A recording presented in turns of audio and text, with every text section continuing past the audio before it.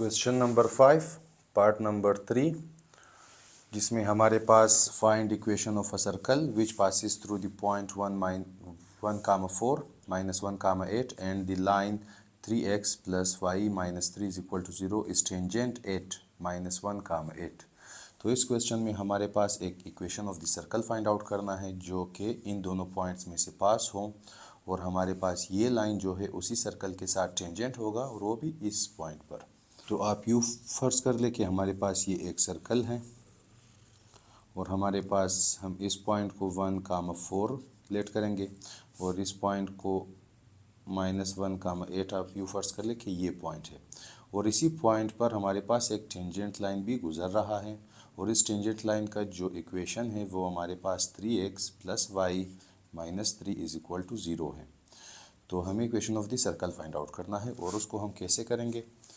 तो हम सबसे पहले हम लेट करेंगे let the required equation of circle be. हम इक्वेशन ऑफ द सर्कल को लेट करेंगे कि x² + y² + 2gx + 2fy + c = 0 और इसको हम इक्वेशन नंबर ए का नाम देंगे। तो हमने लेट किया कि ये इक्वेशन ऑफ द सर्कल है। तो इस इक्वेशन ऑफ द सर्कल में हमारे पास g, f और c की वैल्यू हमें फाइंड आउट करना है। तो हम सबसे पहले इस इक्वेशन ऑफ द सर्कल में हम इस पॉइंट को और इस पॉइंट को पुट कर सकते हैं। तो हम पुट करेंगे पुट x, y = 1, 4 क्योंकि सर्कल इसी पॉइंट में से ही पास होगा। तो पुट करने के बाद हमारे पास x की जगह 1 तो 1 का स्क्वायर + y की जगह 4, 4 का स्क्वायर + 2gx जी हमारे पास वैसे ही x की जगह 1 फिर + 2fy y की जगह हमारे पास 4 + c = 0। यहाँ पर 1 स्क्वायर + 4 स्क्वायर 4 स्क्वायर 16 आ जाएगा, 16 + 1 17 होगा और 2g × 1 2g फिर 2 4 8f फिर + c और इन दोनों का आंसर हमारे पास 17 आ जाएगा। इसको हम राइट हैंड साइड पर शिफ्ट करेंगे तो = -17 होगा। इसको हम इक्वेशन नंबर 1 का नाम देंगे और अभी हम फिर से पुट करेंगे x, y की जगह इस सेकंड पॉइंट को जो कि -1, 8 है क्योंकि सर्कल इस पॉइंट में से भी पास हो रहा है तो हम इस पॉइंट को सर्कल में पुट कर सकते हैं। तो x की जगह -1 और y की जगह 8 फिर + 2gx x की जगह -1 फिर + 2fy y की जगह हमारे पास 8 फिर + c = 0। यहाँ पर 1 का स्क्वायर यहाँ पर -1 का स्क्वायर 1 आ जाएगा, 8 का स्क्वायर 64 और इन दोनों का आंसर -2g और इधर हमारे पास 16f और + c और 8 का स्क्वायर 64, 64 + 1 65 होगा। तो उसको हम जब राइट हैंड साइड पर शिफ्ट करेंगे तो -65 होगा। इसको हम इक्वेशन नंबर 2 का नाम दे सकते हैं और अभी हम इन दोनों इक्वेशन को आपस में सब्ट्रैक्ट करके हम c को एलिमिनेट कर सकते हैं ताकि हमारे पास एक ऐसा इक्वेशन आ जाए जिसमें 2 ही वेरिएबल बच जाए। तो अभी हम करेंगे equation number 1 minus equation number 2। तो इक्वेशन नंबर 1 हमारे पास 2g + 8f + c = -17 और हमारे पास -2g + 16f + c = -65। तो सब्ट्रैक्शन में सेकेंड इक्वेशन का साइन चेंज होगा तो ये नेगेटिव था पॉजिटिव, पॉजिटिव था नेगेटिव, पॉजिटिव था नेगेटिव, नेगेटिव था पॉजिटिव और उसके बाद हमारे पास ये c और c कैंसिल हो जाएंगे। यहाँ पर +2g हमारे पास 4g आ जाएगा। यहाँ पर +8f और इधर -16f तो इसका आंसर -8f आ जाएगा = यहाँ पर +65 -17 तो 15 - 7 हमारे पास आ जाएगा 8 और 5 - 1 हमारे पास आ जाएगा 4 तो इसका आंसर 48 आ जाएगा। यहाँ पर हम एक और काम भी कर सकते हैं कि हम 4 को कॉमन ले लें। यहाँ पर हम ये भी कर सकते हैं कि हम इस इक्वेशन में से इस साइड से 4 कॉमन ले लें और उसको राइट हैंड साइड पर ले जाकर डिवाइड कर लें। तो 4 कॉमन लेंगे तो g - 2f आ जाएगा = 48। 4 जाकर डिवाइड होगा तो g - 2f = 48 डिवाइडेड बाई 4 और g - 2f = 4 1 4 और 4 1 4 4 2 8 तो आंसर आ जाएगा 12 और इसको हम इक्वेशन नंबर 3 का नाम देंगे। तो अभी हमारे पास एक इक्वेशन आ गया है जिसमें दो वेरिएबल जी एंड एफ है। अभी हमें इस टाइप ऑफ इक्वेशन एक और भी चाहिए। तो हम सेकेंड इक्वेशन को कहाँ से हासिल करेंगे? उसको हम हासिल करेंगे इस नॉर्मल लाइन से। तो आप यूँ फर्ज कर लें कि ये पॉइंट हमारे पास सेंटर ऑफ द सर्कल है और ये लाइन हमारे पास टेंजेंट है, और एक और लाइन जो कि सेंटर में से पास हो और इस टेंजेंट के साथ परपेंडिकुलर हो, इस लाइन को हम नॉर्मल लाइन कहेंगे। तो हमें इस नॉर्मल लाइन का इक्वेशन फाइंड आउट करना है, और ये लाइन टेंजेंट लाइन के साथ हमेशा परपेंडिकुलर होगा, और ये नॉर्मल लाइन हमेशा सेंटर ऑफ द सर्कल में से पास होगा। और चूंकि हम general equation of the circle को यूज़ कर रहे हैं, तो ये जो सेंटर ऑफ द सर्कल है ये पॉइंट -g, -f होगा। तो हम सबसे पहले इस लाइन की इक्वेशन को फाइंड आउट करेंगे, फिर उसी लाइन में इस g एंड f को पुट करेंगे, तो हमारे पास इस टाइप का एक इक्वेशन आ जाएगा। तो हम सबसे पहले करेंगे टू फाइंड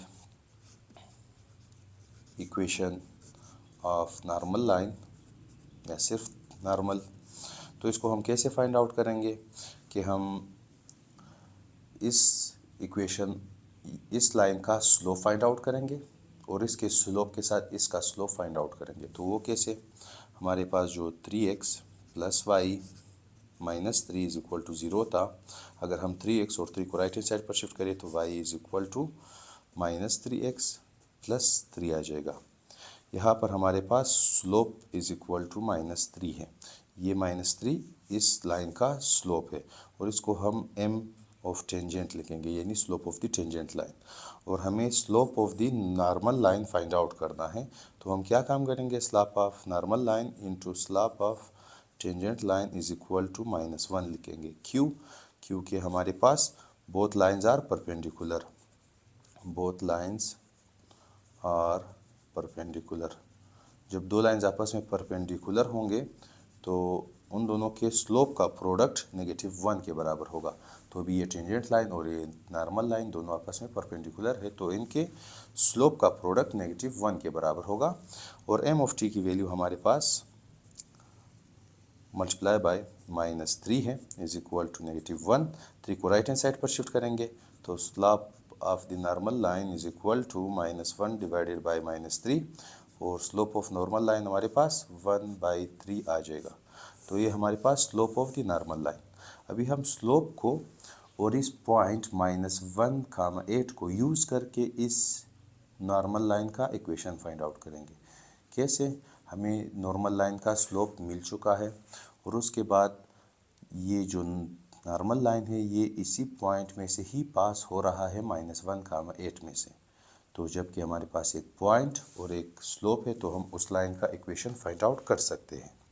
तो फिर अभी हम इक्वेशन ऑफ द लाइन को फाइंड आउट करने के लिए y - y1 = m times x - x1 को यूज़ करेंगे, जहाँ पर हमारे पास m of normal line 1 divided by 3 है, और हमारे पास x1, y1 बराबर है -1, 8 के। तो अभी हम पुट करेंगे y - y1 की वैल्यू है 8 m की जगह 1/3, x - x1 की वैल्यू -1। 3 को लेफ्ट हैंड साइड पर शिफ्ट करके मल्टीप्लाई करेंगे, y - 8 यहाँ पर x + 1, और यहाँ पर 3y - 24 x - 1 = 0। सभी को लेफ्ट हैंड साइड पर शिफ्ट करेंगे, तो सबसे पहले लिखेंगे -x को, फिर +3y, फिर इन दोनों का आंसर -25 = 0, या फिर 25 को राइट हैंड साइड पर भी शिफ्ट कर सकते हैं, -x + 3y = +25। और ये हमारे पास equation of the normal line है, जिसको हम इक्वेशन नंबर 4 का नाम देंगे। और इसमें भी हम पुट करेंगे, put x, y =-g, -f। ये हम क्यों पुट करेंगे? क्योंकि हमारे पास ये जो नॉर्मल लाइन है, ये line center of the circle में से भी पास होगा, और सेंटर ऑफ द सर्कल के कोऑर्डिनेट्स हमारे पास -g, -f है according to the general equation of the circle. क्योंकि हम इस इक्वेशन ऑफ द सर्कल को यूज़ कर रहे हैं, तो इसके लिए हमारे पास center of the circle -g, -f होगा। तो ये भी एक ऐसा पॉइंट है, ये सेंटर ऑफ द सर्कल, जो इस नॉर्मल लाइन के ऊपर लाई कर रहा है। तो हम इसको इस इक्वेशन में पुट कर सकते हैं, क्योंकि ये equation of the normal line है। तो x की जगह हमारे पास माइनस जी आ जाएगा और y की जगह हमारे पास minus F is equal to 25। यहाँ पर हमारे पास plus G minus 3f is equal to 25। इसको हम इक्वेशन नंबर 5 का नाम देंगे। और ये हमारे पास सेकंड इक्वेशन है जो कि जी एंड एफ की शक्ल में है और हमारे पास इक्वेशन 3 भी जी एंड एफ की शक्ल में है। तो यहाँ पर जी के पास 1 है, इधर भी जी के पास 1 है, तो हम दोनों इक्वेशन को सब्ट्रैक्ट करके जी को एलिमिनेट कर सकते हैं। तो हमारे पास equation number 3 minus equation number 5। Equation number 3 हमारे पास था G minus 2f is equal to 12 और हमारे पास next equation g minus 3f is equal to 25। यहाँ पर साइंस चेंज होंगे, इसका साइन प्लस था तो नेगेटिव, नेगेटिव था पॉजिटिव, पॉजिटिव था नेगेटिव। यहाँ पर g और g कैंसिल होगा, माइनस 2f प्लस 3f हमारे पास आ जाएगा f इज इक्वल टू यहाँ पर माइनस 25, यहाँ पर प्लस 12, तो आंसर आ जाएगा माइनस 13। तो ये हमारे पास f की वैल्यू है। और अभी हम इस f की वैल्यू को इक्वेशन नंबर 5 में पुट करेंगे या इक्वेशन नंबर 3 में पुट करेंगे। तो put f in equation number 5। Equation number 5 है g माइनस 3f, f की जगह minus 13 is equal to 25, g plus 39 is equal to 25, g is equal to 25 minus 39 और हमारे पास 9 माइनस 5 4 आ जाएगा, 3 माइनस 2 1 आ जाएगा और नेगेटिव 14। तो ये चीज़ हमारे पास g की वैल्यू है। और g की वैल्यू के आने के बाद हम क्या काम करेंगे कि g एंड f को इस इक्वेशन नंबर 1 या इक्वेशन नंबर 2 में पुट करेंगे ताकि हमारे पास c की वैल्यू फाइंड आउट हो सके। तो हम 1 या 2 में से किसी भी में भी पुट कर सकते हैं, तो हम 1 में पुट करेंगे। Put values of g and f in equation number 1। और इक्वेशन नंबर 1 हमारे पास है 2g, g की जगह माइनस 14, फिर प्लस 8f, f की जगह हमारे पास माइनस 13 आ जाएगा और उसके बाद plus c is equal to minus 17। 2 into 14 हमारे पास माइनस 28 होगा और यहाँ पर प्लस इंटू माइनस माइनस, 8 3 ज़ा 24, 8 1 ज़ा 8 plus 2 104 plus c is equal to minus 17। इन दोनों का आंसर माइनस ये 12, ये 3 132 plus c is equal to minus 17। इसको राइट हैंड साइड पर शिफ्ट करेंगे तो c is equal to minus 17 plus 132 is equal to 12 में से कि 7 हम सब्ट्रैक्ट करें हमारे पास 5 आ जाएगा और 3 और 2 माइनस 1 1 आ जाएगा और ये 1 साथ में ही और इधर प्लस का साइन आ जाएगा क्योंकि 132 हमारे पास पॉजिटिव में है। तो सी की वैल्यू हमारे पास 115 आ गया है। तो अभी जो कि हमने एफ जी और सी को फाइंड आउट किया है, तो हम इक्वेशन ऑफ द सर्कल को अभी फाइंड आउट कर सकते हैं जी एफ और सी को इस इक्वेशन में पुट करके इन इक्वेशन नंबर ए। तो ये हमारे पास इस क्वेश्चन का लास्ट स्टेप होगा कि put values of G F and C in equation number A. और इक्वेशन नंबर ए को हमने सबसे पहले स्टेप में लेट किया था कि let this equation be the required equation of the circle, जो कि हमारे पास X square plus Y square plus 2gx, g की जगह हमारे पास g की वैल्यू आ जाएगा जो कि माइनस 14 है, फिर प्लस 2fy और f की वैल्यू हमारे पास है माइनस 13 और उसके बाद प्लस c की वैल्यू हमारे पास 115 इज इक्वल टू 0। तो हमारे पास X square plus Y square minus 28x और यहाँ पर minus 26y plus 115 is equal to 0।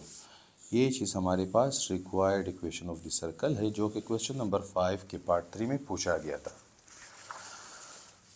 तो इस क्वेश्चन नंबर 5 पार्ट 3 में हमारे पास एक इक्वेशन ऑफ द सर्कल पूछा गया था जो कि 1,4 में से और -1,8 में से पास हो। तो हमने इसको equation of the circle let किया और इसमें हमने इन दोनों पॉइंट्स को पुट किया और हमारे पास इक्वेशन 1 और 2 आ जाएगा। फिर हम इन दोनों को आपस में सब्ट्रैक्ट करेंगे ताकि सी कैंसिल हो जाए, तो हमारे पास ये इक्वेशन आ जाएगा इन वेरिएबल जी एंड एफ। उसके बाद हमारे पास इस क्वेश्चन में एक लाइन 3x + y - 3 गिवन था, जो कि टेंजेंट था इसी सर्कल के साथ इस पॉइंट पर। तो ये जो -1,8 वाला पॉइंट है, इस पॉइंट से एक टेंजेंट लाइन भी गुजर रहा है, जिसका इक्वेशन ये है। तो हमने क्या किया कि इस टेंजेंट लाइन के बनिस्बत एक नॉर्मल लाइन का इक्वेशन हमने फाइंड आउट करना चाहा। तो हमने कैसे किया कि हमने इस टेंजेंट लाइन का स्लोप फाइंड आउट किया, उसके स्लोप के साथ इस नॉर्मल लाइन का स्लोप फाइंड आउट किया। क्योंकि दोनों लाइन आपस में परपेंडिकुलर है, तो हम इस फार्मूले को यूज़ कर सकते हैं। यूज़ करने के बाद इस नॉर्मल लाइन का स्लोप हमारे पास आ जाएगा, और ये नॉर्मल लाइन इस -1,8 में से भी पास होगा। तो हमने उसी स्लोप को और उसी पॉइंट को, स्लोप और पॉइंट को यूज़ करके इस इक्वेशन में पुट किया, ताकि हमारे पास equation of the normal line आ जाए। ये equation number 4 equation of the normal line है, और ये जो नॉर्मल लाइन है ये सेंटर ऑफ द सर्कल में से भी पास होगा। तो चूंकि हमने general equation of the circle use किया है इस इक्वेशन को, तो हमारे पास जो सेंटर ऑफ द सर्कल होगा उसके कोऑर्डिनेट -g - f होंगे। तो हमने -g - f पुट किया, तो हमारे पास ये इक्वेशन आ जाएगा। फिर इक्वेशन नंबर 5 और 3 को हमने आपस में सब्ट्रैक्ट किया, ताकि g हमारे पास कैंसिल हो जाए, फिर f की वैल्यू आ जाएगा। f की वैल्यू को फिर से इक्वेशन 5 या 3 में पुट करने से हमारे पास g की वैल्यू आ जाएगा।